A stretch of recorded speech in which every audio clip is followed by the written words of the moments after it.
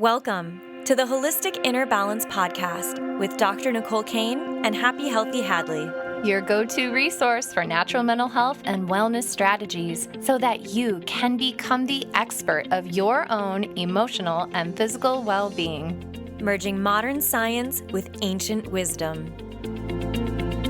Hadlee, when did you first get braces? I got braces sophomore year of high school, and then I didn't get them off until sophomore year of college. Wait.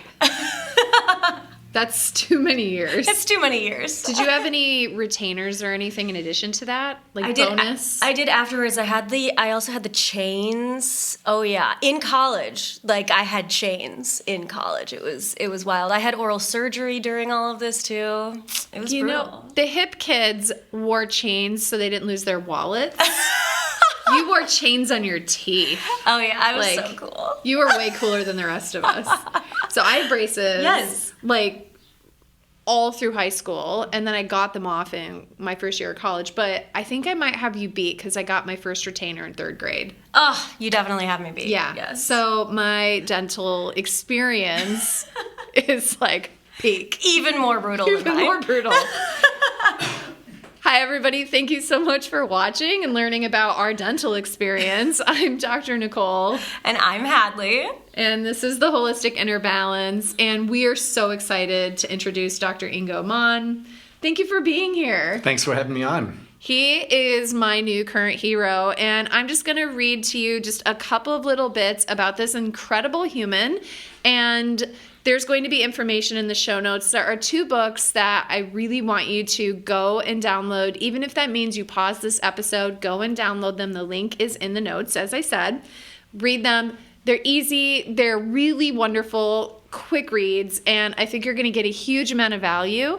And so let me just tell you about this incredible clinician. He's located here in Phoenix, and he's been in practice for a minute. So Dr. Mahn is at Natural Dental Partners, and he opened that in 2017. We're recording this in 2025, so he's been in practice for a good amount of time, and he had founded Integrative Dental Solutions before that, and you were in Wisconsin. Yep. Which is so fun because we love Midwesterners. We're all Midwesterners here. Mm-hmm. And so he's been in the dental world for over 40 years, and one thing I really think that sets you apart is your innovative approach to dentistry, which we're going to be exploring in our conversation today. Is so if you feel like you're stuck in maybe your health, if you feel like you're stuck in the world of dental and you feel anxious going to the dentist, or you're just kind of wondering if maybe something going on from maybe here up in your head, your skull, maybe that has something to do with the way you feel, is I think you're going to really love this conversation. Anxiety, headaches, fibromyalgia, hormone imbalances, all of this can relate to the bones in your skull, your teeth. So this is going to be a powerful conversation. And so Dr. Ingo knows about holistic dentistry. He knows about conventional dentistry. He knows about oral health, and he knows about airway, like breathing, which is really exciting to me and how I actually found you. And so you can find his information at mynaturaldentist.com, where you can find his books. And these books are beautiful. They're online. They're amazing. So I'll make sure to put the notes in there. But look at these great covers. Look how great this is. It's so amazing. Go download them right now. All right, so we're going to get into this conversation, and let's get that out of my lap. So we're going to get into this conversation. And so, again, thank you for being here. And I would love to start with the why. Why you practice the way you practice. What it is that gets you out of bed every morning and showing up at the office. Yeah, I always, even when I first graduated from dental school, I always liked learning. I would always go to continuing education seminars and different conferences. And I was just the kind of person that once I learned about a better way to do something, I just couldn't go back to my practice and do it the old way. And I think if change is always part of your practice, it's way easier than once you get entrenched and you're like, this is the way I'm going to do it. The longer you do it that way, the harder it becomes to change. So I just always was changing my practice. I have kind of what I call dental ADD anyway. I get bored quickly. So I fortunately graduated at a time when there were a lot of changes in dentistry. I mean, I look at when I started dental school in 1981 at Marquette, we were doing a lot of things like they had probably done it for the previous 100 years. I mean, the way we were mixing impression materials and the cements, it was very, very archaic. And so it was always fun as new things were coming out that I would just incorporate those in my practice. And it was really when I got into the holistic dentistry, I really realized that we as dentists should really be physicians who specialize in the oral cavity. And we're really just trained as mechanics of the mouth. And if any of your viewers want to look at the tooth organ chart, that was something that 100 German physicians spent 40 years developing. And I remember seeing the statement by one of the doctors. He said, after 40 years of research, I believe that 80% of all human illness is either completely or partially related to problems of the oral cavity. And I was like, wow, even if he's off by a lot, it still makes the mouth really important. And here nobody's looking at it. Yeah. I've been practicing medicine for over a decade in integrative and holistic medicine, and very little time was spent talking about the mouth.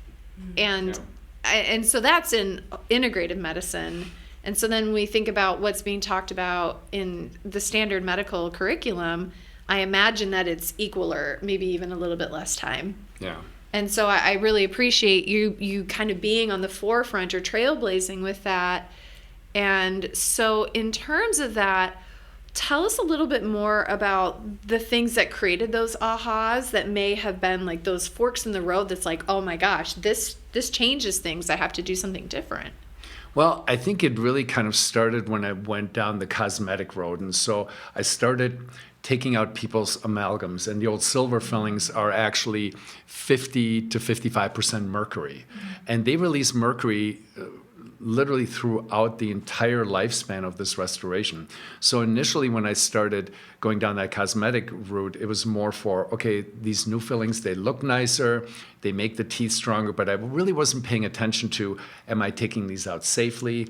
What am I replacing them with? Because that's just as important. You can't just say, oh yeah, I had my amalgams taken out, but I didn't feel better. Well, how did they take them out? Did they expose you to 10 years worth of mercury exposure in 10 minutes and then put in some, really poor materials to replace it with? And so then I started getting this reputation, hey, this guy's going to take out your old fillings and at least do a good job of putting in nice ones. Well, that's when I started getting all of the patients coming in with the little pamphlets for the Holistic Dental Association and Hal Huggins and all of these different holistic organizations that had information about how the mouth was important and how these materials could really affect patients' overall health. And being already in that mode of always willing to change, I'd look at it and go, yeah, you know what, this makes a lot of sense. They never told us about this in dental school, but there's nothing here that I'm actually questioning because everything they're showing me makes more sense than what they, you know how it is in medical and dental school. It's like you do things because, well, that's the way we've always done it. Yeah. So that's kind of how I got into the holistic. And once you open that door and you go down that rabbit hole, yeah, it's you can't close that door. Yeah, you do things a little bit differently than most other dentists out there. Do you want to tell us a little bit about what sets you apart? Yeah. Well, I think I've always been super high tech, and I think the fact that I incorporate the high tech with the holistic, for example, I started 30 years ago doing CAD/CAM dentistry. So if most dentists, well, now it's moving more in that direction, but when dentists do a crown on you, what do? They prepare the crown, they put the goop in your mouth to take the impression, make a temporary, send it off to the lab, and then you have to come back. Well, we had technology to scan the teeth and make the crowns and the inlays and onlays right in the office in one visit. So we had not only control over the quality of the materials, but also the fact that you didn't have to kind of create that trauma to a tooth twice by once you work on it, then you got to go back and pull the temporary off and irritate the nerve again. So that was a big thing that really differentiated our practice, was the fact that we were doing this 30 years ago. I just came back from a conference in California, and they're trying to get dentists to move in that, like, just to switch to that now, 30 years later. So things move slowly in the dental world. And so I just, it's always been fun, and I enjoyed it. I come from a family of German engineers, so they think they're like there's the supreme being in German engineers. So as a dentist, I was like, okay, you're kind of like the failure in the family. So my first CAD/CAM system was made by Siemens, which is a well-known German company, and so they're like, oh, that's pretty cool. You get to eat at the big kids table at the holidays again now that you're doing that, but it's been a really, I just look at my journey, how I've always wanted to just provide a better service for patients, because, new things do help. I mean, sometimes they're, good, sometimes they're not, but you still at least have to look at them and try them out and see what we can do to better serve our patients. So you're learning these different things throughout your training and your education, and it's kind of like in the Matrix, like, oh, I take the pill of knowledge, like, I can't not do this. This is innovative, this is better. And then you were talking specifically about the impressions, and I actually went into your office and had that imaging done, and it was playing a happy song. Is that the machine that plays Yes. the happy song? And I was like, oh, this is so nice, as opposed to when I've had impressions done before. I learned from you, I have gigantor tori, which are those bones in the floor of your mouth, and that can come from grinding, clenching, which no one's ever told me either. But normally they do impressions where they take this metal tray. Have you had this done, Hads, where you like put the goop in there, and then my dentist would just try to ram the metal into my bones harder. And I was like, there's bone there. You're not going to get it in any deeper. That's rough if you have tori. Those Yeah. metal trays, that's not a comfortable thing. So I love that you were, and it's an investment so you're investing in the technology that I would argue is more comfortable for the patients, but I would say it's probably much better quality too. Oh, it's accurate. There's so many distortions when you take the impression, then you have to pour up those models. There's just a lot of little places where errors can be incorporated. And then once you get that image and you have that on the screen, it's a great educational tool. Because, if I look at a filling or tooth and I think, oh, this filling looks bad, people are like, yeah, how bad can it be? Like, it doesn't hurt, I don't feel it. But if you put an image or a 3D model up there, they're looking at it going, oh my gosh, now they're seeing what I'm seeing, and it's much easier to communicate that need for, okay, we need to fix this, and not wait until something blows up in your mouth. You don't feel bamboozled either, because so many people have had the experience. I have a really good friend in Michigan. He calls himself the second opinion dentist, because a lot of people will go to a dentist and they'll say, oh, you need all these fillings and you need all this work done. And they don't really know, is that the case, or is that someone who's trying to pad their bill? Not to be like critical, but that's his career. But those are stories we hear all the time where they go, I was told I needed 10 cavities filled, and I went to another guy and he said I didn't need any or one. So you have this image where they can be educated and empowered with that information. They can put their eyeballs on it and learn about what they're seeing in addition to your expertise. And I really love that. And another thing to add to what you were asking is what makes you different is that I think one of your most special qualities, at least to me, is that you don't look at them in a silo. You're not just looking at like, are your teeth straight or present and cavity filled, or are they not, right? You're looking at them with respect to the entire ecosystem. And that chart that you touched on in the beginning, and we can put a link to that chart so people can see it, that organ reference chart, because you're looking at the teeth as they relate to the skull, as it relates to the tongue, the musculoskeletal system, the airway. And then you even talked to me about my habits, lifestyle, nutrition, sleep. So you look at us as a whole person, which hence the word holistic, and that just like, it makes me a little bit emotional to think about that, because I feel really truly like people are so worthy of that and they desperately need it, and they're like coming to you and they're laying on their back and there's a human over them. It's a very vulnerable place to be. And not only are they coming to you with their health in their hands, like, please help me. Yeah.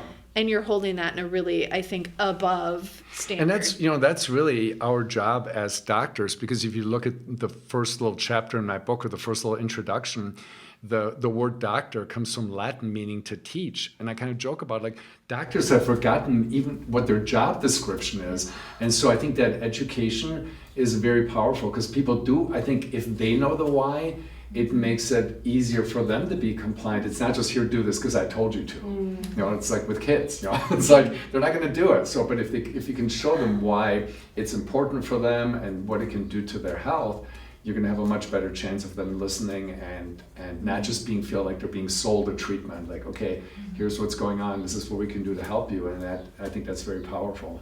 Totally. I am super curious about, and you mentioned some of these things, Dr. Nicole, but I'm curious about, like, what are the most common things that you see, other than, like cavities and the kind of thing that are like, that you normally go to the dentist for.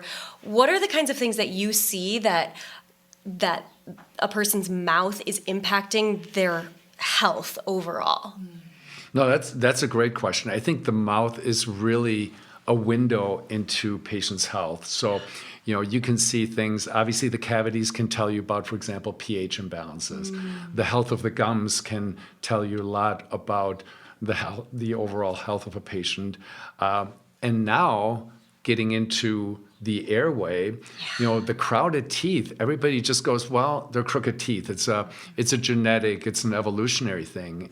It's not. There's a reason why we have crowded teeth, and it has to do with underdeveloped jaws and the consistency of our diet and whether or not we're breastfed. And that really is, our lungs are kind of like, to our health, what roots are for plants. And when you have improper breathing, it was, when I started going down that rabbit hole of airway, there is almost no part of our health that isn't affected to some extent by how we breathe and how that breathing affects our sleep. That's what brought me to your office, is breathing. And so my kind of gateway into holistic dentistry is, there's a couple in Scottsdale that I knew of sort of adjacent in school. And I was like, meh, I have a dentist, it's fine. But then I've been chronically congested my entire life, as long as I can remember. Nasal obstruction, can't breathe, mouth breathing, and living off of Afrin. So opening my nose just so I could sleep at night. And about to go to an ENT to just request a turbinate reduction, which I call Roto-Rooter. And maybe that's still in my future. I don't know. We'll see. But we talked to somebody in San Francisco, and she started talking to us a little bit about how iatrogenically, if we get braces or retainers while our skull is still growing and expanding, that could inhibit that process from taking place, and how that for some people can produce obstruction in the airway. And so then I started looking more into that and starting to see, like you were saying, that connection between our teeth, our mouth, our airway. And so that's what brought me into holistic dentistry. So let's talk a little bit more about airway and how that can impact people's health, and kind of what you see from a structural, maybe even dynamic process. Yeah, it comes down to, it kind of starts with whether or not, for example, child is breastfed. And I think the statement that doctors used to make, that bottle feeding is just as good as breastfeeding, may be the single dumbest statement in medical history. Like, you literally can't do a worse thing to a child, because it starts that whole, we always kind of focus on the nutritional value of a mother's milk, but it's really the orthopedic benefits of that breastfeeding starts the whole development of the airway. And then it's really gotten to be kind of a thing with the diet. We started cooking foods, we started microwaving. So we're just not getting, when you think about nutrition, you generally think about the nutritional value of food, but how often do we talk about like the consistency of our food. And we used to have a diet that had the consistency of beef jerky, and that's what started. Our tongue grows. We have this genetic blueprint, so our tongues are going to grow to whatever size they're programmed to grow to. But the bone that houses all that needs that strain of that firm diet to grow to its fullest potential. And so I look at the function of the tongue, for example, tongue ties. That tongue in your mouth is like a little orthodontist. So every time you swallow, your tongue it's almost like that peristaltic activity to help you swallow. Well, if your tongue's not doing that, you start engaging muscles of the cheeks and the lips. So now when you have that reduced muscle function of the tongue, which is supposed to go up and push out, now you have lips and cheeks pushing in, and guess where the teeth are going to go? So now we have these underdeveloped jaws. We have some crowding. You go to the orthodontist. What do? They're like, well, let's just pull a couple teeth. And so we're already too small. So now they take a bad problem and make it worse by constricting things even more. And so we really need to take the time with, especially kids, start looking at tongue ties, start looking at how can we train the muscles? How can we train that tongue to be a little orthodontist in there and push out and get that nice, fully developed arch form? And can you tell us a little bit what tongue ties are for anyone who doesn't know what that is? So the tongue tie, if you lift your tongue, there's this little thing underneath your tongue. You have one. Really? Have a tongue tie? Yeah, you've got a pretty good one. If you can zoom in on that, that's a good tongue tie. And we tend to think of the tongue ties only being problematic if it affects speech or really affects function. But even what we call a posterior tongue tie will prevent your tongue from properly getting into that right position. And so that's one of the first things we check. And we even have a myofunctional therapist in our office that evaluates the kids, but also adults. Oh, well, I gotta go, I guess. Yes. How do you treat that then? Is it like a laser treat? Yeah. Well, we start with you don't want to just go in there and snip it haphazardly. Yeah, right. You do want to train and prepare the muscles of the tongue because you can actually make sleeping and breathing issues worse if you don't do it in a proper sequence. And so one of the cool things about the appliances that we use, it kind of acts as a myofunctional appliance because there's a block on one side that keeps your teeth separated. So every time you swallow, it forces you to swallow correctly. You now have to lift your tongue that extra maybe quarter inch or so, which helps tone the base of the tongue that kind of acts as a dilator for the airway. So we start by training the muscles, and then we go in and release that tongue tie with a laser or something. It's like a 10-minute procedure. It's nothing too major. Yeah. Sounds kind of horrifying. It does. It's I had it done, and it wasn't. Some people come back and say, "Oh my God, this was horrible," but the majority say, "Yeah, it wasn't that bad." I made the mistake. I had mine done, and I'm like, yeah, I'm a little bit of a wimp. I'm gonna take a couple of ibuprofen. Well, I had some nectar juice it was like a celery, apple, and lemon. So I'm like, oh, I'm gonna take that, and I was like, whoa, I guess the anesthetic was worn off, so that did not feel too good. But other than that, it wasn't too bad. But it's not like a gigantic canker sore. That's kind of what it is, and what it feels like. Yeah. So here's a hack for that: is glutamine powder is so good for healing the mucosa. So you just get a little bit of powder, and then it doesn't have much of a flavor, and I just like ram it on there. So if you have that's a good little thing. Well, we'll definitely have to incorporate that into our when we do a little swish. Yeah, just like stick it on. Like it's great for gum healing, and you just swallow it because it's awesome for the mucosa and the GI tract. Cool. Yeah, a little tip for that. So I'm preparing. I'm like, okay, I'm going to have to get my tongue loosened. Kitchen scissors, no. So that's the first thing. So what I hear you saying is that there's a device that you can put on, the person wears, and then they bite down on it, and then the jaw doesn't fully close. So then the tongue is forced kind of essentially when you swallow to compensate back into where it should be to start to naturally expand. Yeah. Like an orthodontist, if you will, to expand that palate. Is it expanding the upper and the lower, or just one? It It can do both. It kind of depends on the situation. So the cool thing about this appliance is it's only a signaling appliance. It really just replaces the missing hard food in a diet. So we're not, even though there's a screw where you turn the little key, just like with kids, that little expander. Yeah. With kids, you're turning that key and you're creating the expansion because the palatal suture is still open, when they're 7, 8, 9 years old. In adults, that suture is closed. So all we're really doing is just increasing that strain, and being an epigenetic appliance, it will remodel the maxilla, probably do more of like a tipping of the palatal bones. It's not doing that linear expansion. And so because it's training the muscles of the tongue, it's also moving the lowers somewhat. In our protocol, we're using that, it's called the Homeo Block. And by the way, if your viewers want to read a really good resource on that, there's a book, and I was really mad when I read this book because I studied Airway stuff for probably a good 6 or 7 years before I incorporated it in my practice. And I keep going to these seminars. I'm like, why am I not doing this? But everything in dentistry is still that Band-Aid approach. It's make what's called a mandibular advancement device, and they're called MAD for short, so I don't know why they would even want to use MAD appliances to begin with. Should tell you something, right? But all they're designed to do is just hold your jaw forward. So when you go to sleep at night, your jaw and your tongue can't fall back into the airway.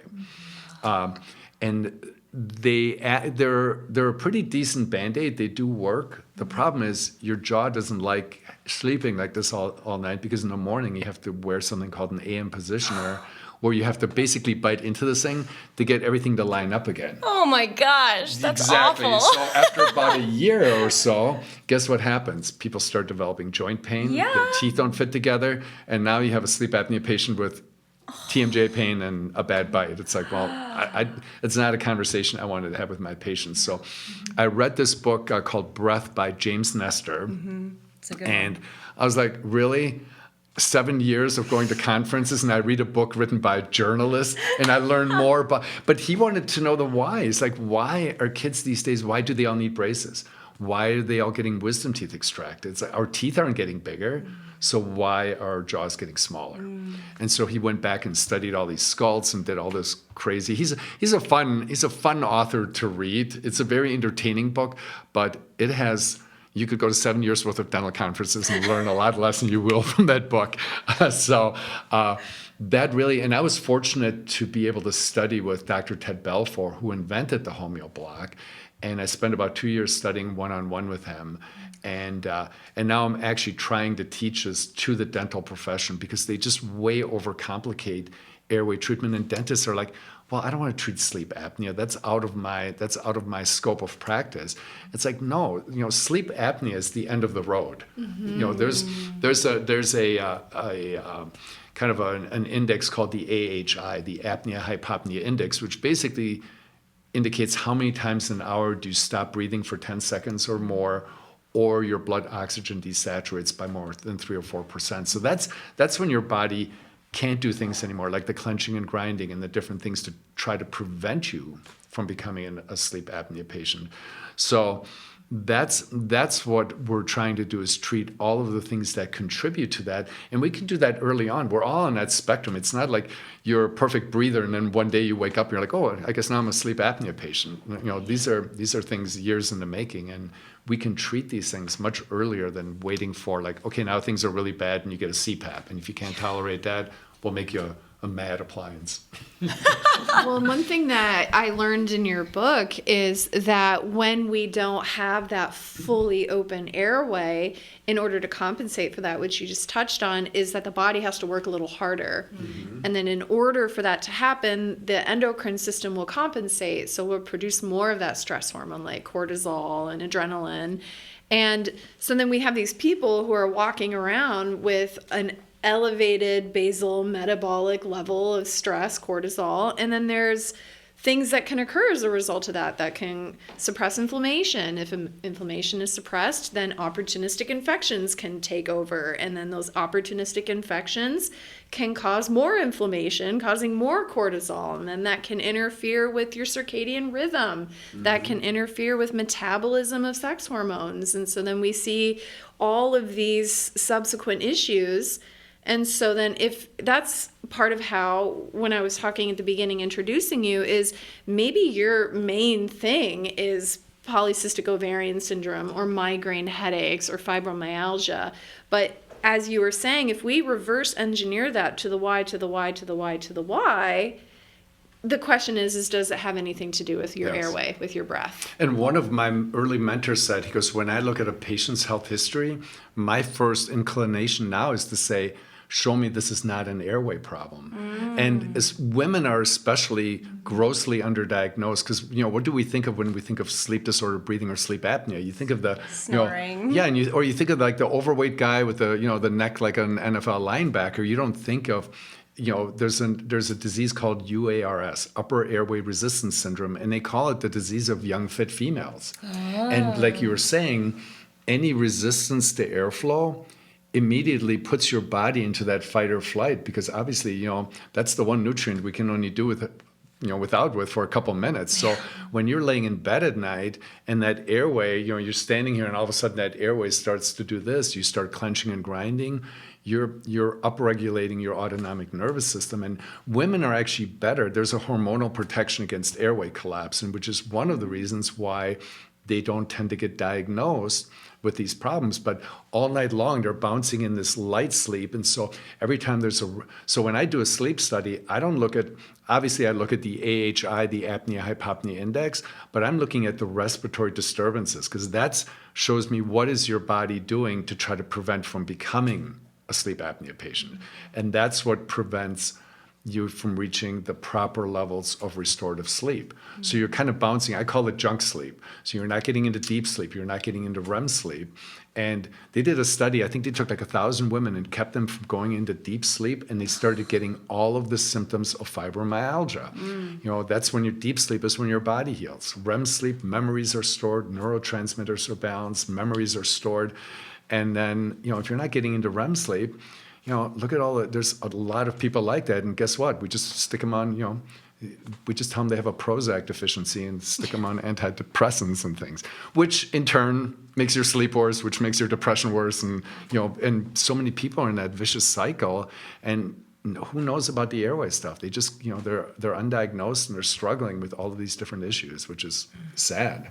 And then they're getting enough sleep, but feeling exhausted because they're not getting into the deep sleep that they need. I call it junk sleep. It's like, when we talk about nutrition and eating well, you don't say, I ate this much food yesterday, right? You talk about the quality of the food. So it should be the same thing with the sleep. Like you should be talking about like, well, I got, 2 hours of deep sleep and an hour and a half of REM. But, because if you're just bouncing in that light sleep, those are the people that wake up even after 8-9 hours and go, why do I feel like I'm already thinking about my nap or going to Starbucks? Yeah, or even 10 hours. I've had clients who sleep like almost 10 hours a night, and they're like, why am I still so exhausted? Yeah, because they're not getting the restorative sleep. Exactly, yeah. So what I'm thinking is I would love if you have a sort of self-assessment checklist that someone who's listening to this interview or watching this podcast can think through, and then we'll take a quick break. And then we'll come back and talk about what can we do next. Would that be all right? Yeah. Okay, brilliant. All right, so self-assessment checklist. This may be a conversation especially for you or a loved one. Please share it with them if you feel like this might be helpful. Signs that perhaps it could be airway. Yeah, so the big thing is we're always looking, the oral cavity is a really big, there are a lot of signs and symptoms. So like I said, we're as dentists, we're in a great position. So we're looking at things like the tori. We're looking at a vaulted palate, which tells us you maybe have a history of mouth breathing. We look at the sides of the tongue. Sometimes, you see those little scalped edges of the tongue. We look at wear patterns on the teeth from the clenching and grinding. So we're looking at some of those signs orally, and then we're also we have a form that we have our patients fill out called impaired mouth assessment form. So we look at the oral signs and symptoms, and then we look at some of the physical signs. So, waking up not feeling refreshed. And there are a lot of things that you wouldn't necessarily even, contribute to sleep. For example, uncontrolled high blood pressure. When you're breathing through your mouth, you're not producing nitric oxide. And we've gotten a lot of people that said, my blood pressure medication isn't working anymore. Once we got them properly breathing, all of a sudden they didn't even need their medication anymore. even uncontrolled weight gain. I mean, that's something I've had, patients come in and they say, if you saw what I ate, you would think I'd be losing like a pound a day. And instead, I'm not even maintaining it. Well, poor sleep affects ghrelin and leptin, the appetite suppressing and stimulating hormones. The cortisol, when you're laying in bed and you have these little bursts of adrenaline, your cortisol is up, your blood sugar goes up, and now you're supposed to be, from an evolutionary standpoint, you're supposed to be chased by a saber-toothed tiger, not be laying. And our body doesn't know the difference whether we're being chased by something or our airways collapsing. So now all of a sudden you have this high blood sugar, and now your body is like, well, I have to store that. And even they call it hedonistic eating. Those food choices we make, they've shown studies, if you have a poor night's sleep, you make poor food choices. So, and that again leads to, like, it's this vicious cycle. All the things that make sleep worse in turn make you do things that make your sleep worse. So it just, you go down that path. So those are the things that we look at. And because we don't, when a patient comes in in our practice, once I went holistic, it's kind of funny because it's probably 80% women. When a guy's in a chair, I go, okay, who made you come? Was it your wife, your girlfriend that, because, well, now it's gotten a little bit better, but back in the day, it's like, guys don't look for a holistic dentist. It's again, we're trying to given them this form and fill all these things out, because we can't say, oh, I think you have sleep apnea, because people are like, no, I don't. Right. But you start that conversation about, hey, we're seeing this in your mouth and we're seeing this on your health history. There could be a connection. Let's explore it further. And now the nice thing is it's not like the old days where we would say, well, now you got to go off to a sleep lab and do a study. Mm-hmm. We have some really great technology that's kind of a much more medical grade version of, say, an Oura Ring or some of these other things. And that, by the way, too, I mean, you look at all of the wearable devices now, the Apple Watch, or the Whoop Band, the Fitbit, people are getting, even if they're not aware of it, their Apple Watch might be saying, hey, by the way, you didn't sleep so good last night. And they're like, oh, I never even thought about that. So there's that to kind of raise awareness as well. Those are so good. Mm-hmm. Yeah. And I did the sleep device, and it was really easy to do. It was really affordable. I didn't have to go to a lab and not sleep on a metal tray, whatever. I don't know what it is. But doing a polysomnography test is no joke. Yeah, no, those are not fun. That's awesome. Okay, so we're going to take a quick break, and we'll be back in just a couple minutes with some practical solutions. Hello, it's Hadlee. And Dr. Nicole. Did you know that we collaborated together to create a dosha quiz? What is a dosha quiz? We see in Ayurveda that there are 5 main elements that make up our health.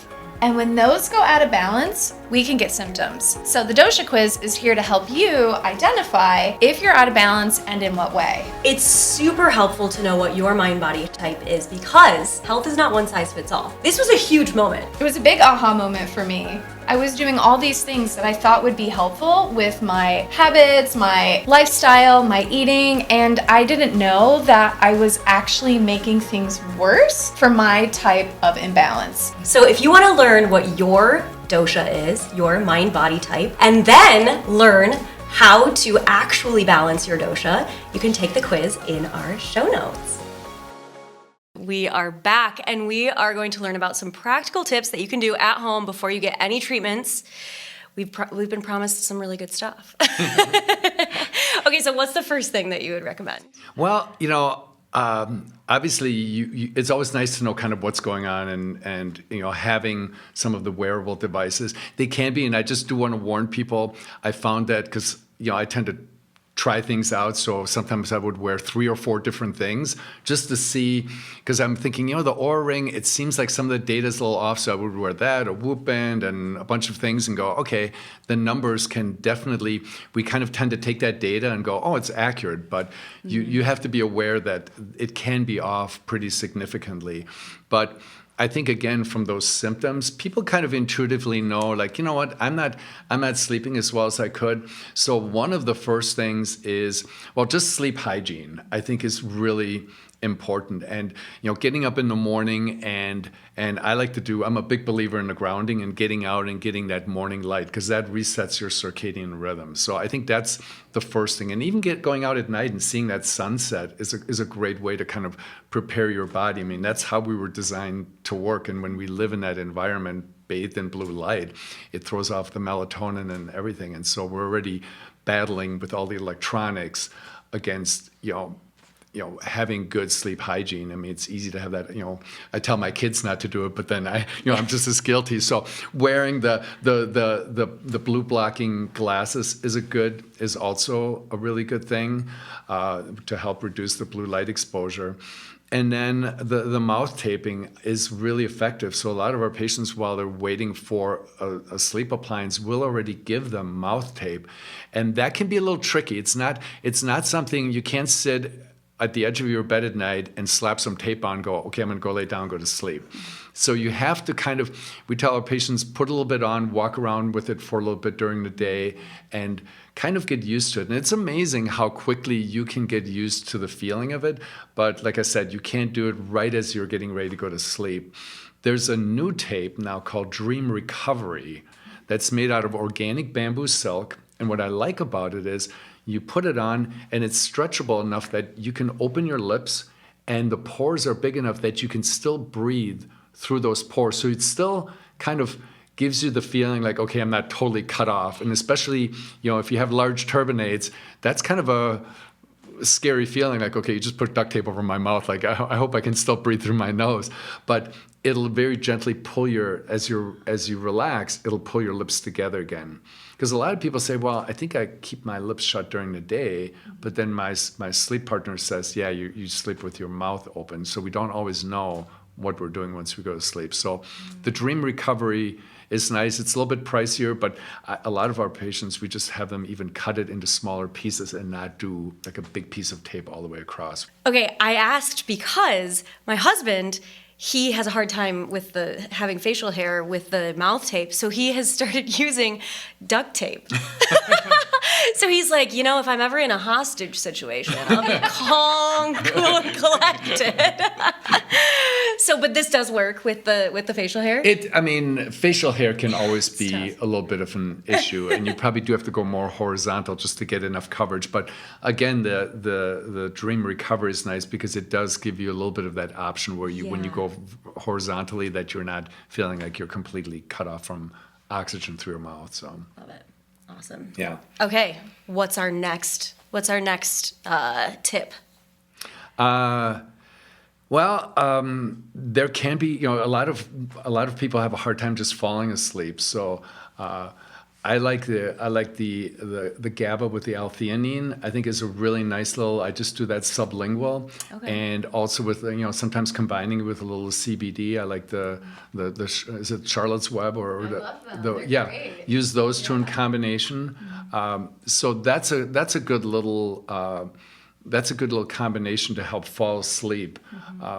The other things, I think most of the things are kind of self-inflicted by modern society, that we just don't get outside and we just, don't sleep we don't have a dark room. We have TVs and devices in our room. So that's kind of the low-hanging fruit to start with before we go into some of the other, crazy things. But I'll even listen to, like different frequencies and things on my headphones sometimes to fall asleep. That can be, there's a program I just started using that. I think Tony Robbins has it. It's called Newcom.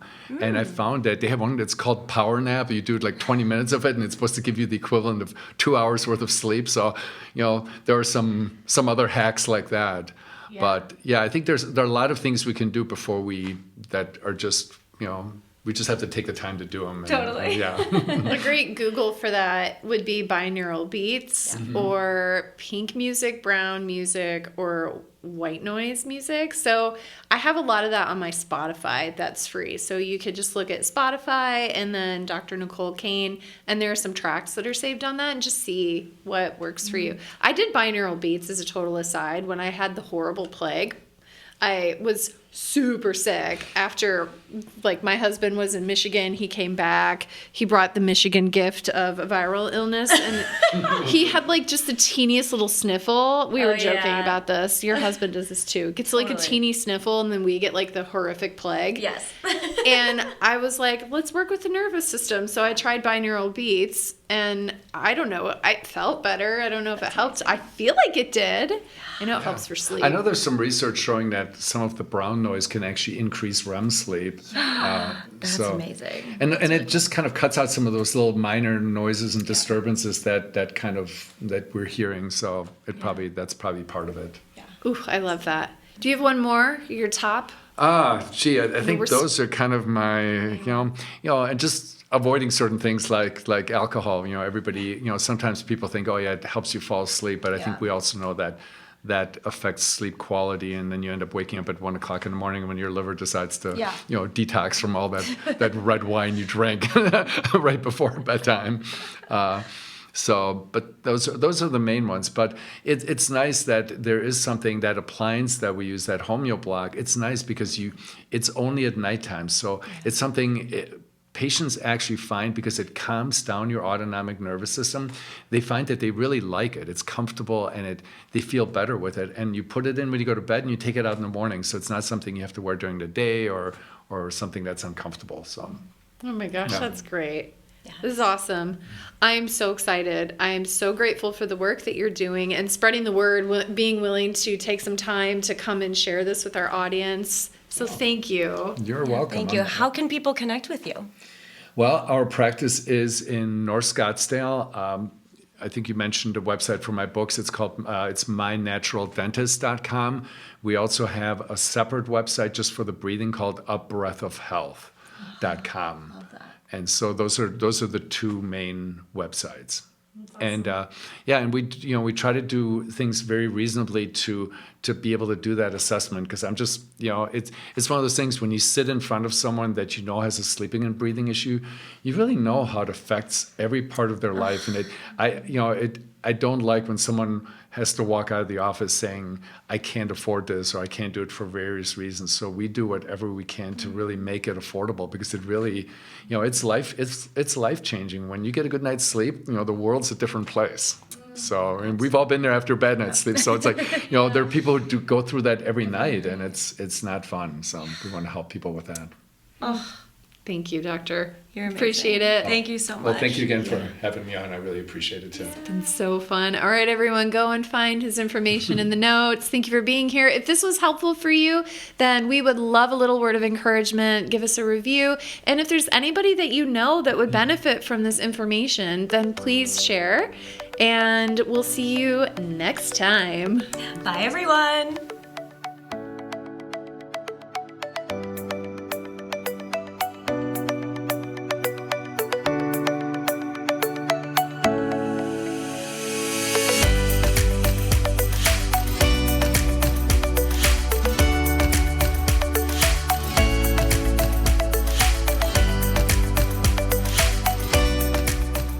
The recording you just listened to consists of the personal opinions of Dr. Nicole Kane, a naturopathic doctor with a master's in clinical psychology, and Happy Healthy Hadlee, an Ayurveda expert with a master's in health behavior and health education.